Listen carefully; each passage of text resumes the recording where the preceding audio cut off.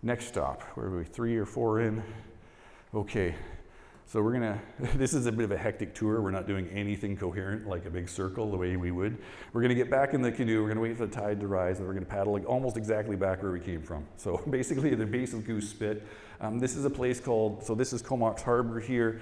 This is a place called Brooklyn Creek for folks that are local, and folks that aren't local, this is just off the side of the marina. You know, it's a little municipal park. And it's not just a municipal park, it's a beautiful park, a beautiful place as it is, but it's also the richest Pentlatch village site within this area. And one or two, there's one ginormous one on Denman as well too, but this one's pretty spectacular.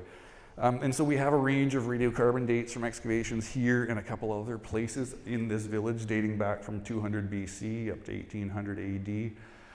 There were no Pentlatch people ever observed living here, like when the settlers first showed up in the 1850s.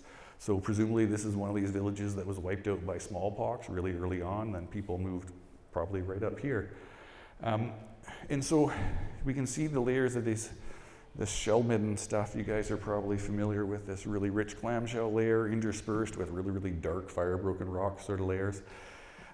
What's remarkable about this site in particular is these very distinctive mounds that occur through the site and the parks on either side. And these mounds vary in size from about as big as this gym to about half the size of this gym. So these layers of shell midden built up, some cases 5 meters high.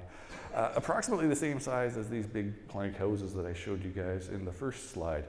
And so to me, it's really quite clear. Well, when I first saw this, it wasn't clear. When I first came here as an archaeologist, I went, this is a weird mound. And it's very well manicured. I just assumed that the town of Comox just brought in a bunch of material and built this beautiful mound. I don't know why they would have done that.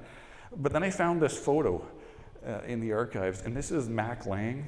It's called Mack Laing Park now because he bought it for a nickel and put his house there. But we can see he's digging exactly this location here. This is the foundation of his house.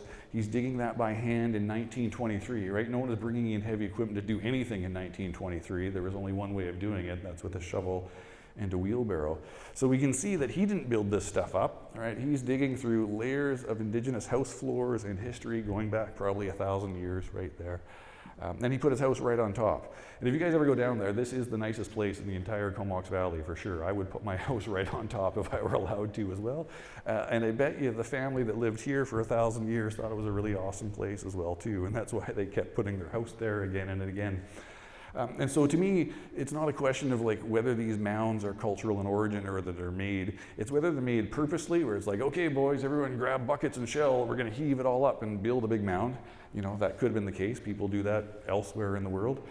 Or it could be that these houses just stood in the same place, were rebuilt maybe every 30, 40 years, and just the debris built up.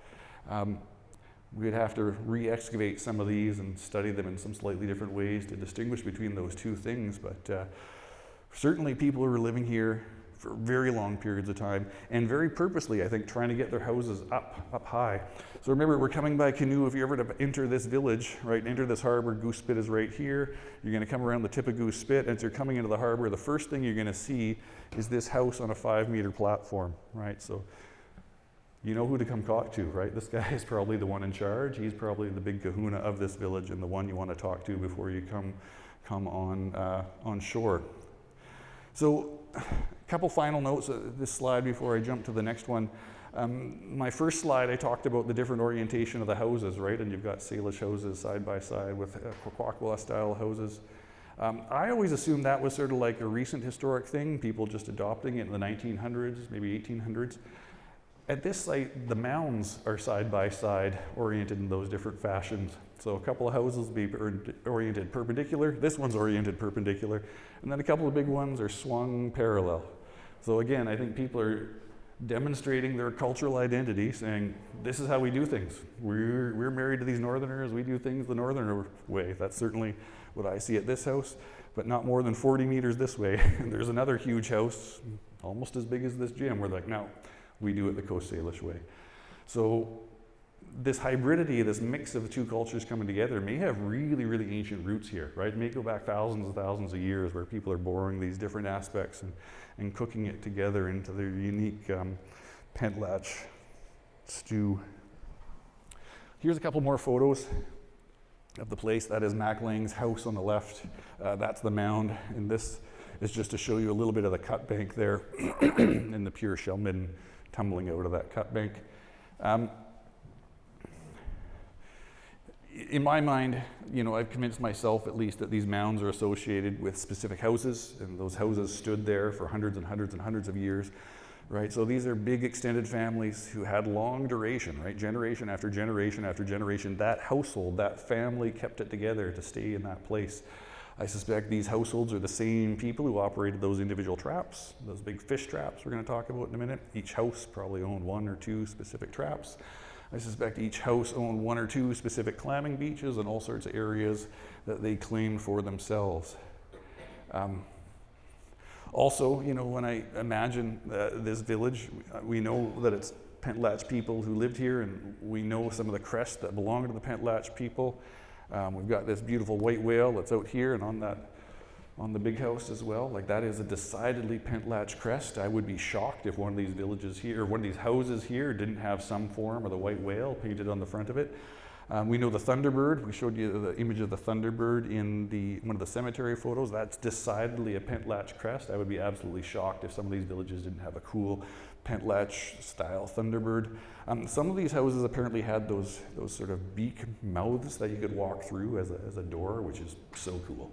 So when I imagine, you know, walking through here, I'm trying to visualize these houses with really great designs painted on the front, invariably belonging to these high-ranking lineages, right? The chiefs of these villages, whose names go back hundreds and hundreds of years. Koyiman and Hekutin are the names of the 2 first Pentlatch ancestors. These are names still passed down within the Pentlatch families here at Comox. These names are probably thousands of years old. I would expect the chiefs of these big houses here had names like Koman, Hekutin, Emnimnim, and Kumdik. We see these names show up again and again for hundreds and hundreds of years when we read these old oral histories, right? These names don't disappear or just appear out of thin air. They've got these really, really ancient histories.